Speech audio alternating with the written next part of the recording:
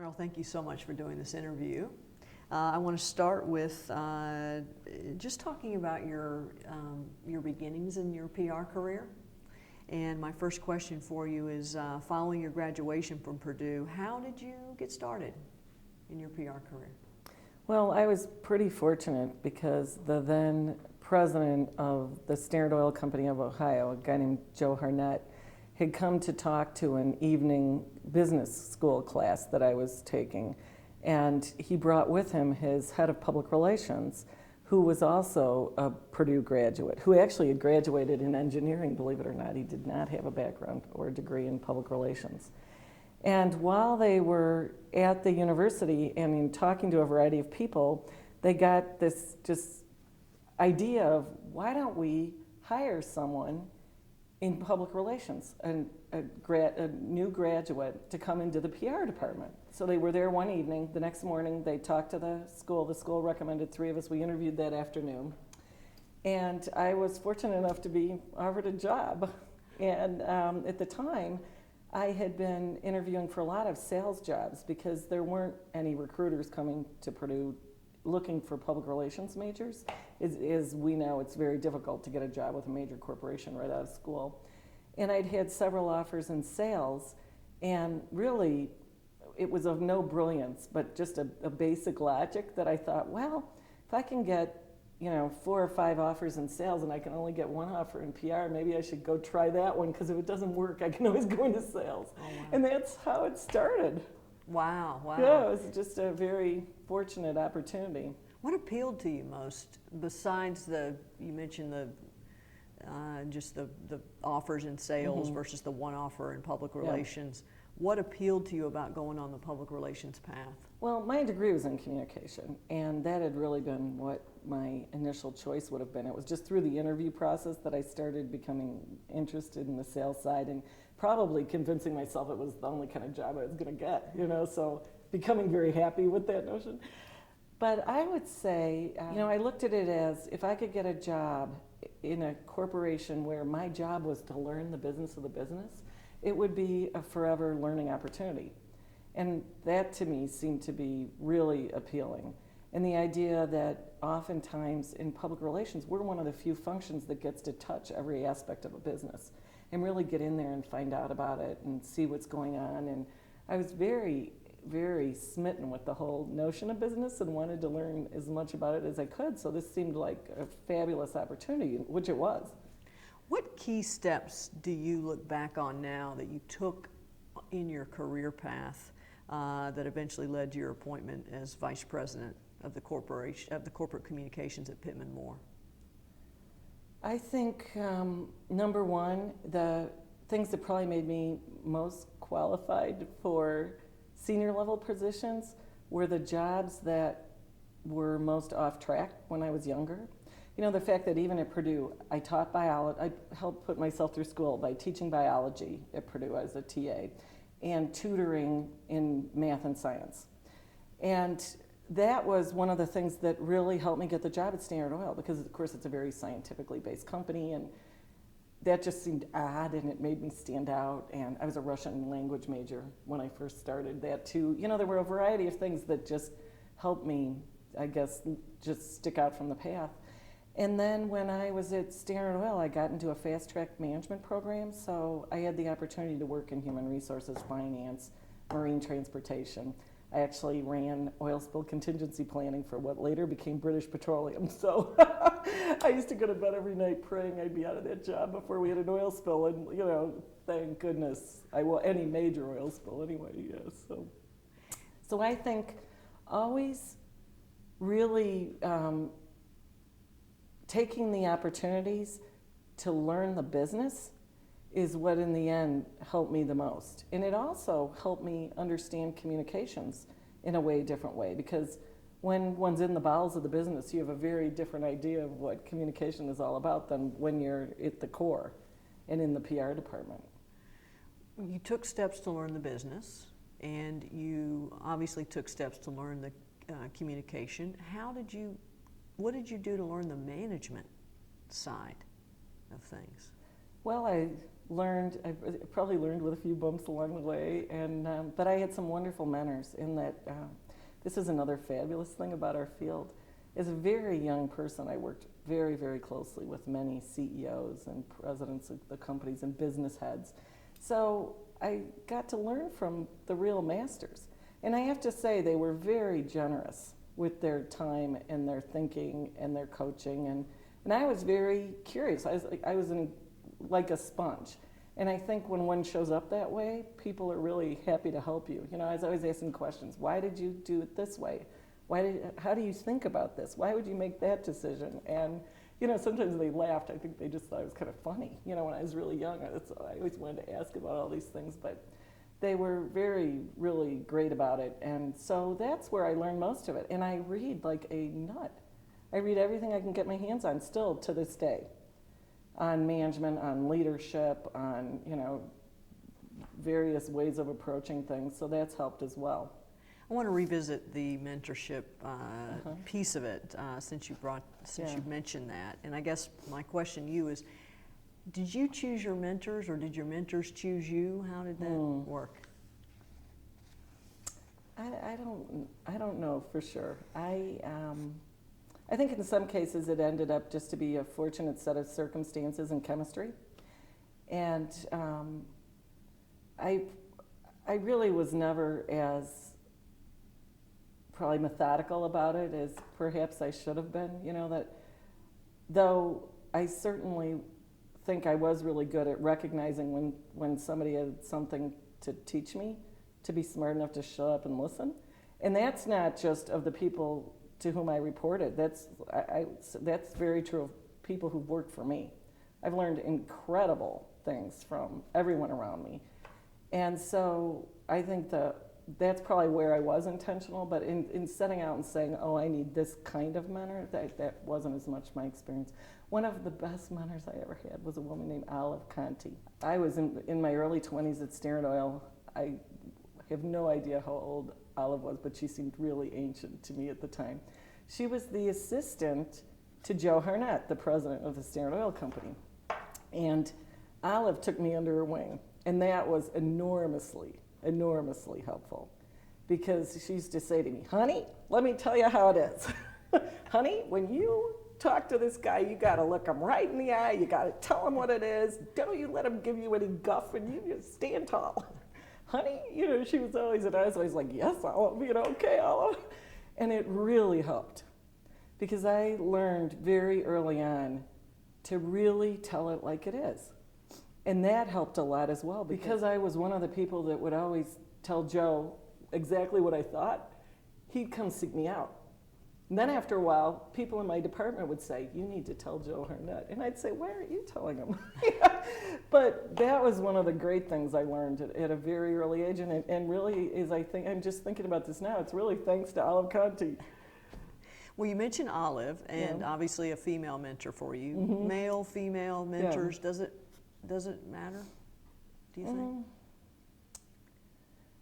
No, I don't think it matters in that mentoring can come from anywhere, and different people have different things to offer. You know, there's that old saying, when the student's ready, the teacher will appear.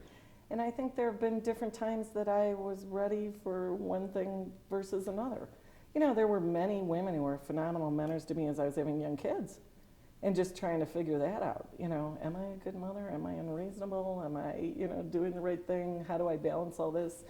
I think they were very helpful. You know, I've had many brilliant women give me fabulous business advice, and I happen to believe, by the way, that women are fabulous to other women. And you know, so many times you hear the contrary. That has never been my experience. My experience has always been that women have been just so generous and wonderful to me. Yeah. What advice would you give to women or men in the industry who want to mentor? In other words, how are you a good mentor? I think a good mentor is like a good coach, and one can't coach unless the other is willing and asks for it. So I think that's the first thing, is that it's really important to remember as a mentor that it's not about you. It's about the person you're helping. So you need to go to where they are. You can't start from where you are. So listening, really understanding what is it they're trying to do, what are they struggling with, what are their dreams. I think when I was younger, sometimes I'd make a mistake of trying to mentor someone somewhere they didn't want to go. Like maybe my dream was in a way bigger for them than what they wanted in that slice of their life. And that's not really helpful or productive. I think you have to really meter yourself and really understand where is that person and go from there. Let's talk about ethical decision making in the workplace. How important is mentoring to fostering ethical decision making, do you think?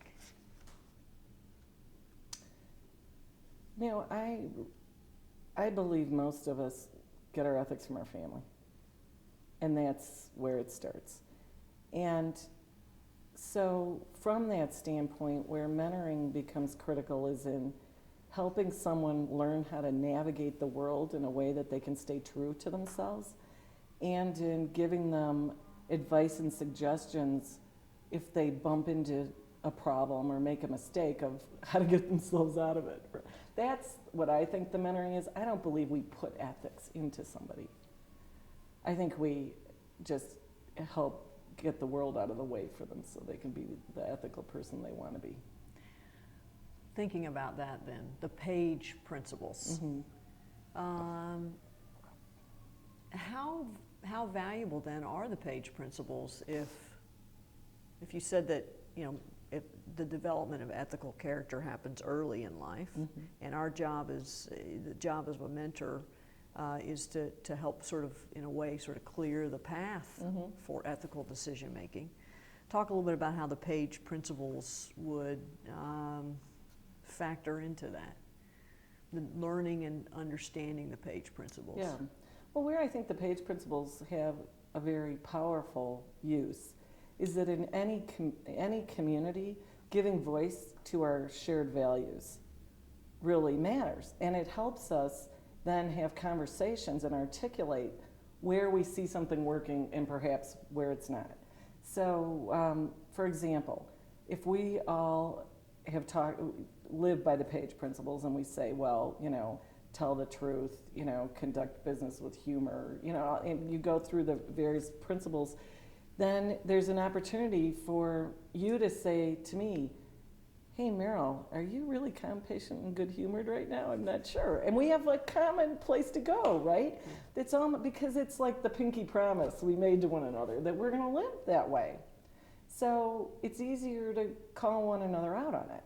The other thing is that really the Page Society established the principles so that we could have a way of saying we are inviting others who share these principles to join us on a quest in furthering the mission of the Chief Communications Officer.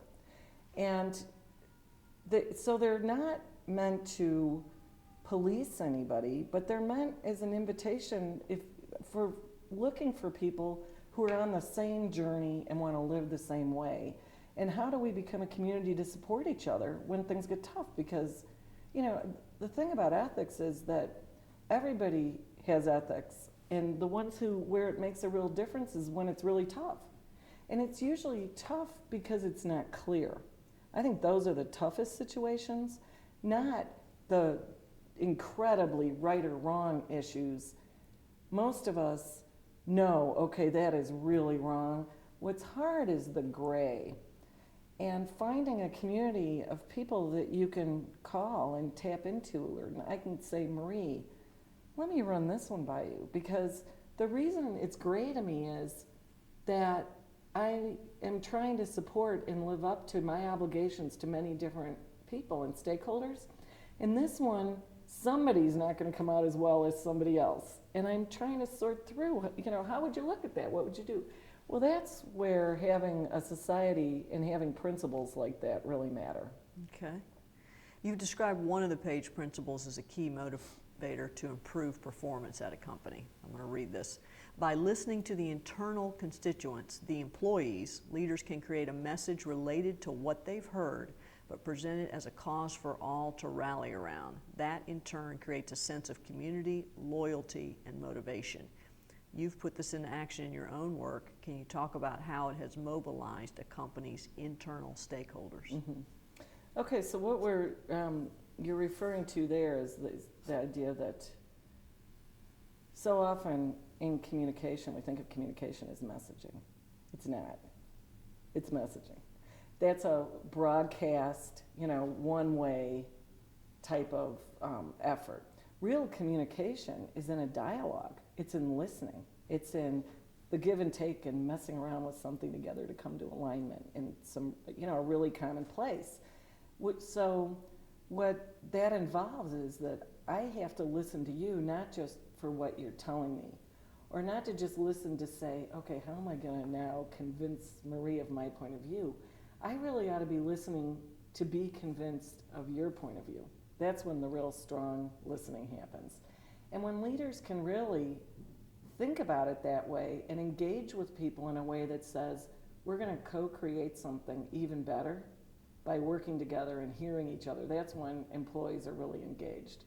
And what has to happen for you to want to join me is that I have to tap into something that matters to you, that you say, okay, I'm with you, babe, I want to go there, right? Mm-hmm. It's not me just pounding on you until you roll over and say, okay, fine, I'm done.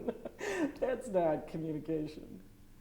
The silent partner, can you talk a little bit about who the silent partner is and why that's an important concept? Oh, the silent partner, yes.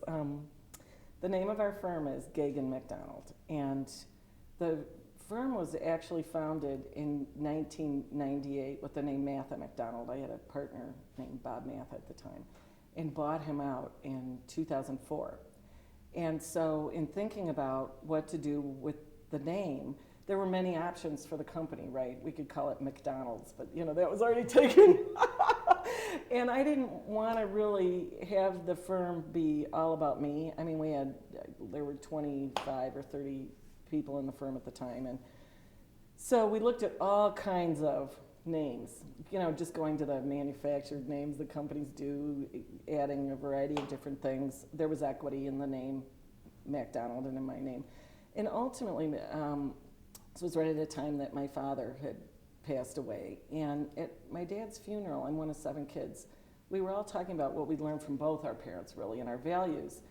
And at a company retreat, right after that, I was telling our team how amazing it was to me that everything my siblings voiced were the values of the firm.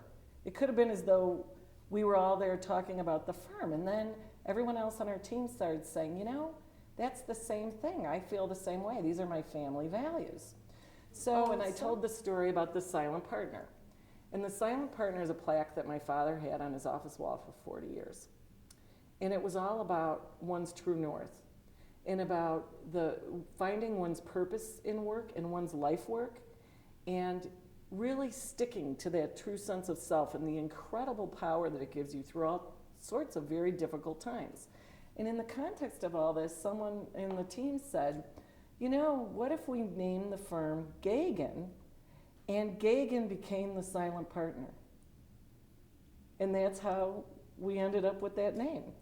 And I was concerned, well, that's my family name. And everybody said, but it could take on something so much bigger than that, because we're also silent partners to many of our clients. And it's the reminder of that very core that binds us, because we're a very values-driven firm. So it was like, that's the core. And it's very interesting because people always talk about, is that Gagan? What does it mean to be Gagan? And it's become something very different than my family name or my name. So that's what that's all about, yeah.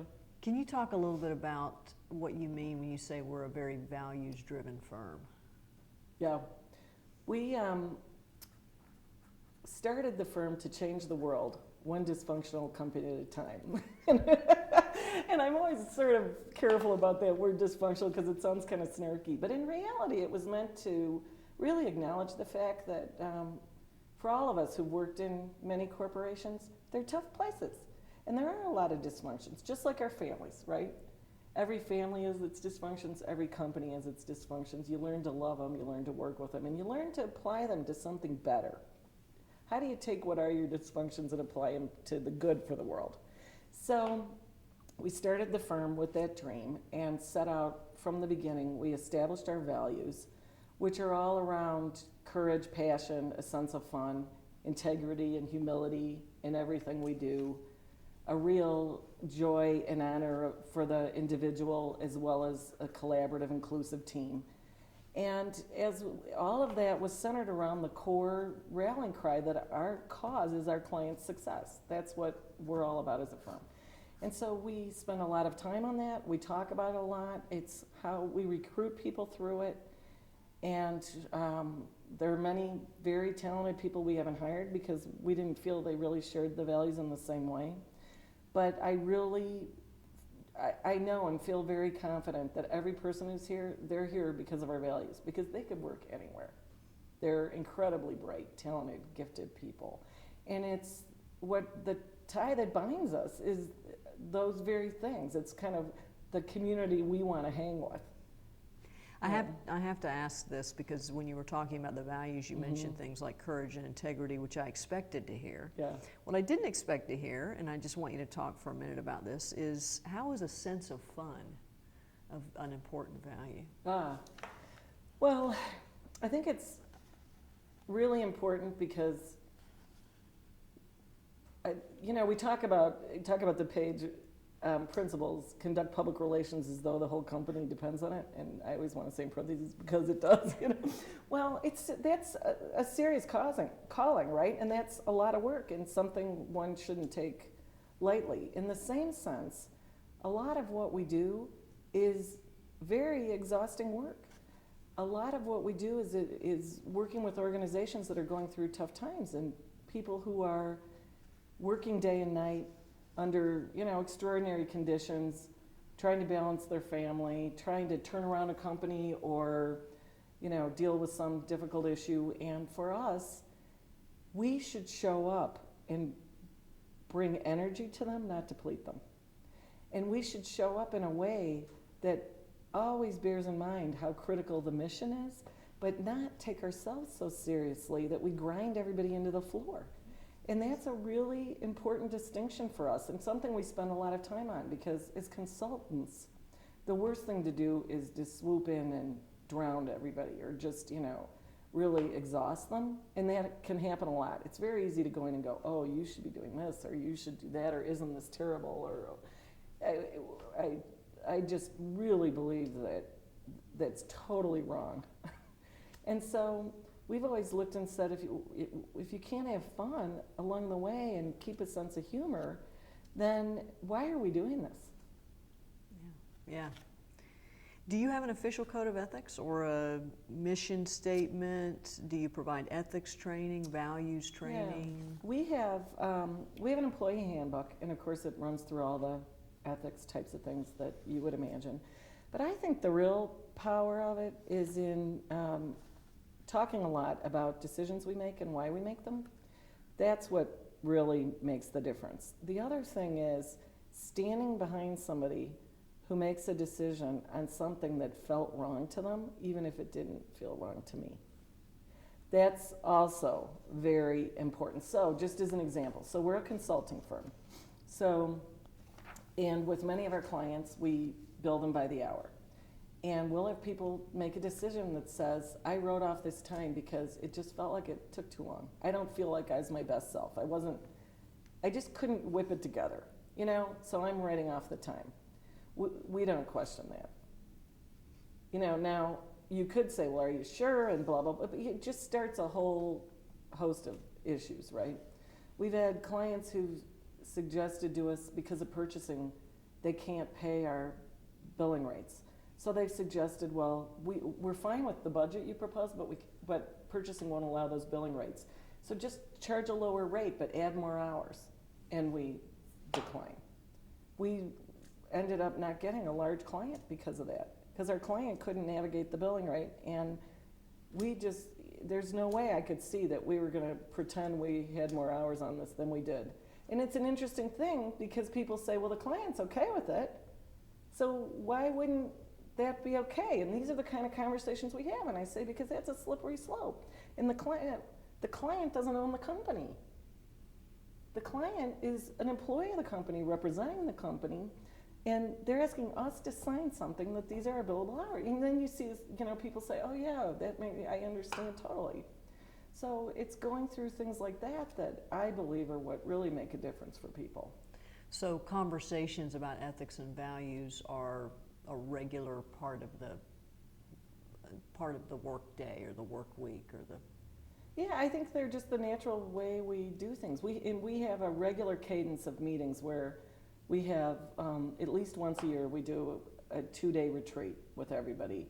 Then we have what we call block parties, which are like everybody shows up and brings food, that kind of thing, that we do every 6 weeks or so, that are usually half a day. And then every 2 weeks we have an all-team phone call to catch people up.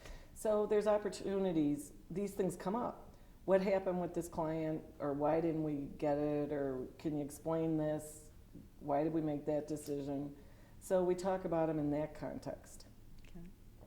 Can you talk about when you hire senior people, what are you looking for? Yeah. Well, we're talking about ethics, so obviously that's extraordinarily important.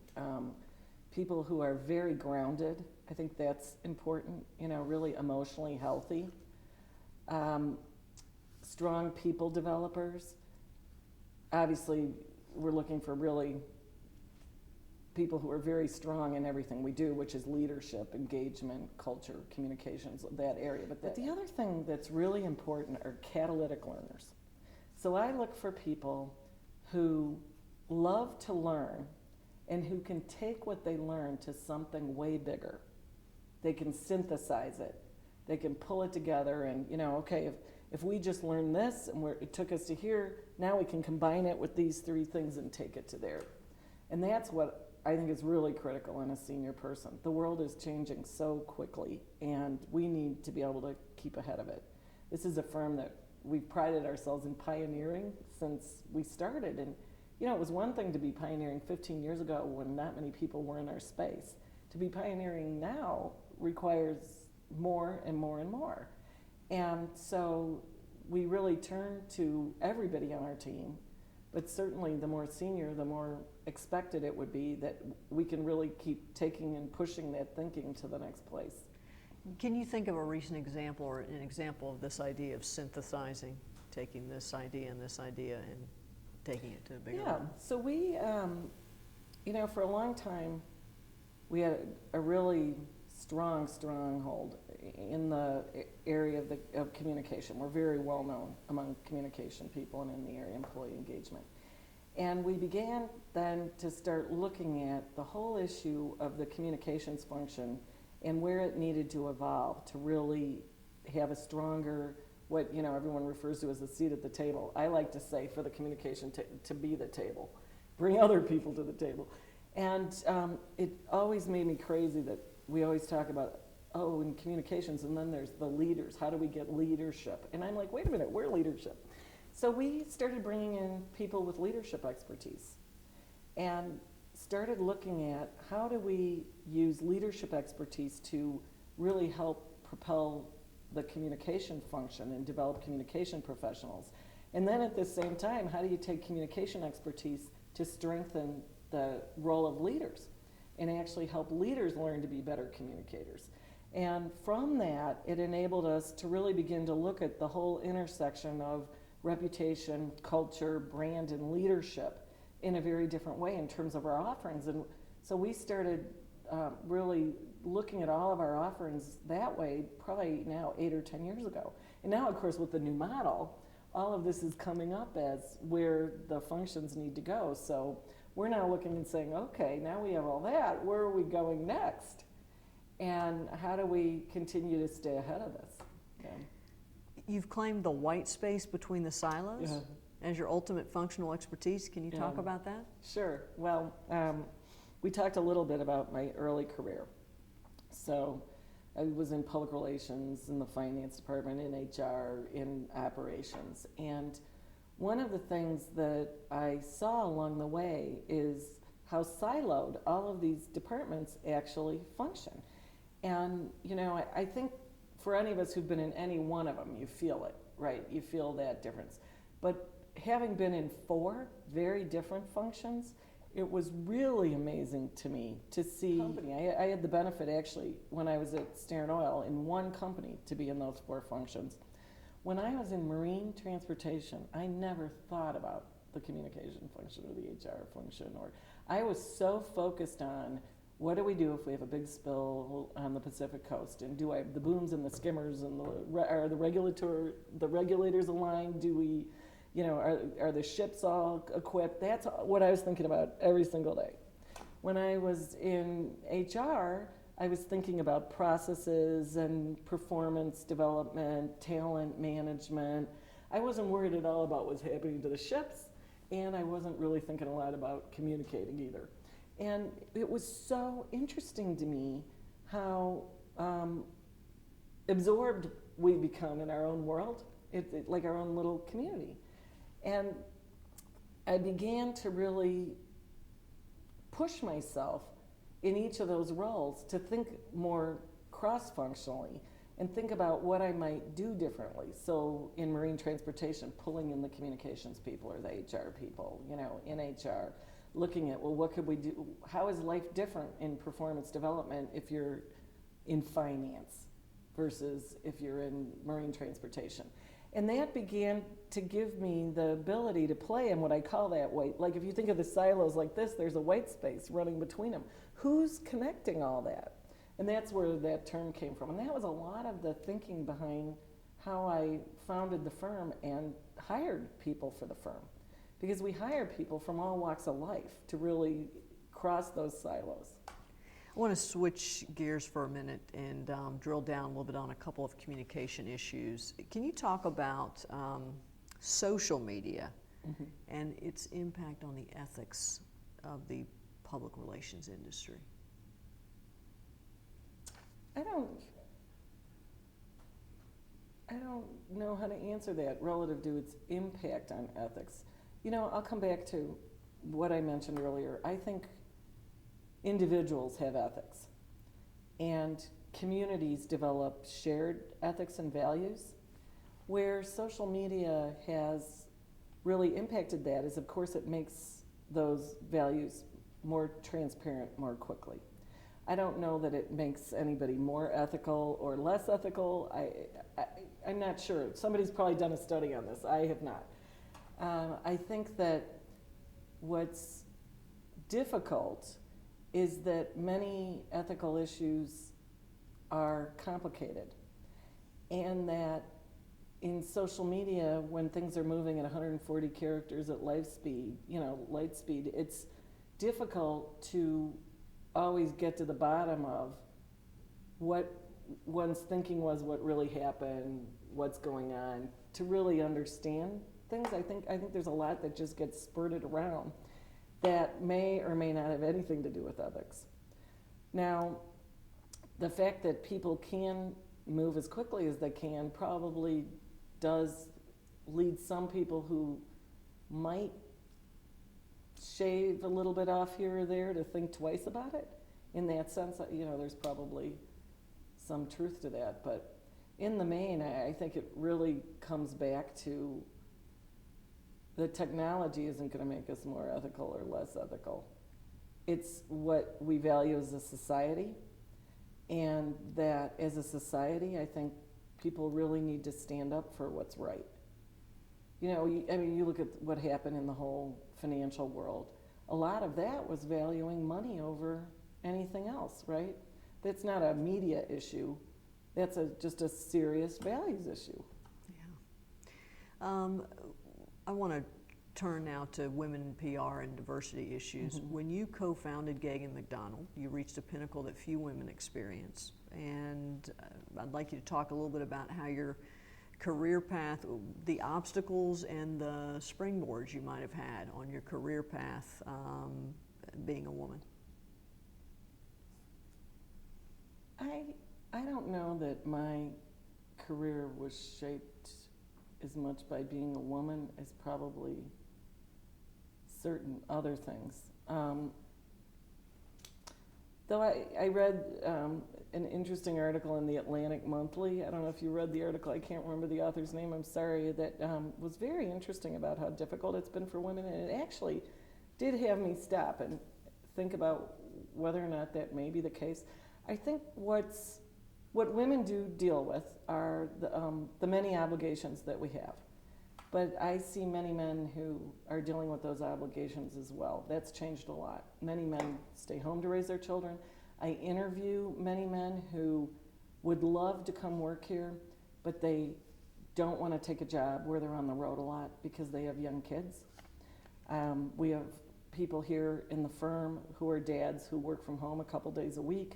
So I think a lot of that's changing. Now, it wasn't the same, of course, when I was coming up the ranks. But one of the things that was wonderful about being a woman is that women have always been allowed to feel.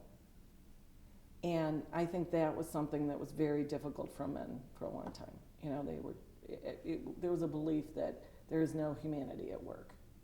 So buckle down, you know, let it go. I always was a very feeling person. And I used to stand up and say, it's not because I'm a woman, it's because I'm Irish. But I don't know, maybe not. Hard to say, but I've known a lot of very emotional Irishmen. I think that sometimes it was an advantage to me because I was very unexpected to people. I tended to approach situations often in a very similar way to which a man would. And so particularly when I was very young, men found it very perplexing and kind of funny, which almost let down the guard and was probably part of why they helped me. So there was probably an advantage there. I think that, you know, you'd mentioned something earlier about reaching a pinnacle few women have had. Many women run very successful firms. And I think it's really, really important that we remind everyone of that. I'm a member of the Women's Presidents Organization, and off the top of my head now, I wish I could remember the statistics to do them justice, but it's absolutely incredible how many women are running, you know, multi-million-dollar firms, and in very, very successful ways. Now, one thing that is interesting is many of us chose to go that route because it gave us the flexibility that we might not have had otherwise in a corporation. And so I think through the years, women often need to find a path that may not be quite as straight a path for them as men might take. But in the main, I love being a woman. It's a great thing, yeah. It sounds as though over time you believe that things have improved in the public relations industry for women and men. Is that fair? In different ways, they've improved for both? Or? Well, I'm not sure exactly what you're thinking when you ask that question, but I think the whole industry's improved dramatically. I think it's definitely a very strategic function. It's clearly seen as a strategic function. I hear from all of my friends who are executive recruiters that the C-suite has become more and more and more clear on how absolutely critical the job is. We see just phenomenal, gifted people in our field. And one of the wonderful things about being part of the Arthur Page Society or the Institute for Public Relations or, you know, the seminars, just seeing how many people are doing amazing, amazing things. And one great thing too about our field is they're not only very talented, gifted people, they're fun, interesting people. They're people who know a lot about a lot of things. And so I think that it's a wonderful industry.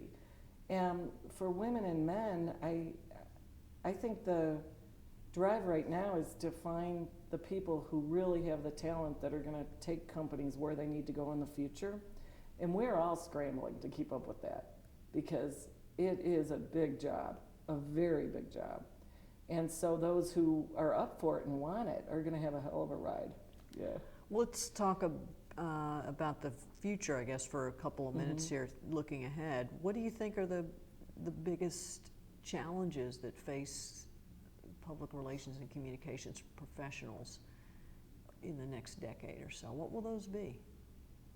I think the biggest challenges are going to be how many skills and competencies are required of us, because as you look at where everything is going, we need to be data analysts, we need to be synthesizers, we need to be storytellers, we need to be great people leaders and people developers. We need to really be able to see around corners and really kind of know where the world's going. Those are a lot of varying skills and competencies in one person. And they're very left brain and right brain, which is a difficult combination too, which, by the way, is actually a benefit to women, because there are a lot of studies that women have a much stronger ability to work across both hemispheres of their brain. So there, when we're looking for something for, a nod to the females, we can give them that. So I think just keeping up with all of it and moving more and more as an industry, moving from the people who are brilliant doers and executors to the people who are able to really amass an incredible army of talent is going to be the next big challenge, because we still have many CCOs who really are brilliant writers and brilliant storytellers and have a very critical role in an organization beside the CEO, because they're the person who best crafts the story. And I think we're going to need to give that up.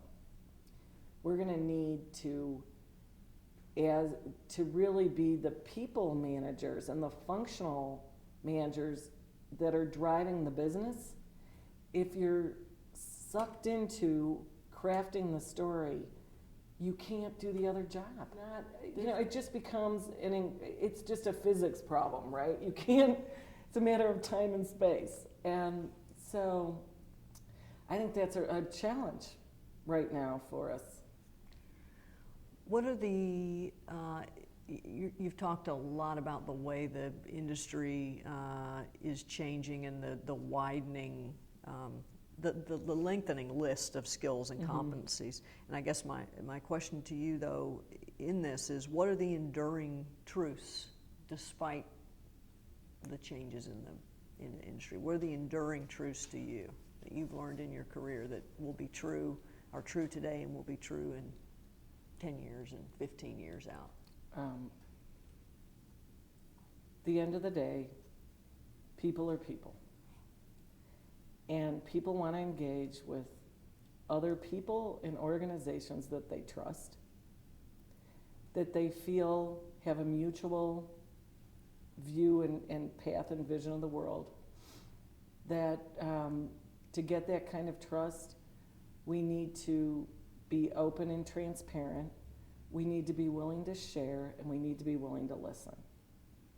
And ultimately, it's going to come down to not what we say, but what we do. I think those things are going to continue to carry forward. Okay. Anything that I haven't asked you about that you think is important for thinking about ethics, values? Yeah. One thing we haven't talked about is really being true to oneself. And I think that for anyone in any field, it's important, but particularly in this field, because we're often in a room or in a situation where there are many different realities brought to the table. And it can be very confusing. There's a lot of ambiguity to many of the discussions that we're involved in. There are many articulate people advocating many points of view, and sometimes we know what the right answer is. Sometimes we have a gut instinct as to what's right, and I think not losing a sense of center really, really matters. So here's where that comes into play. If you really know and you have the facts, you gotta stand up and you gotta say it, right? Most often, we have some of the facts, that's what we know. There's some things that we feel through our gut, through our experience, through our intuition. You don't want to confuse the two, number one. So never say I know if you think. Get clear. Here's what I know. Here's what I don't know, but my experience would tell me.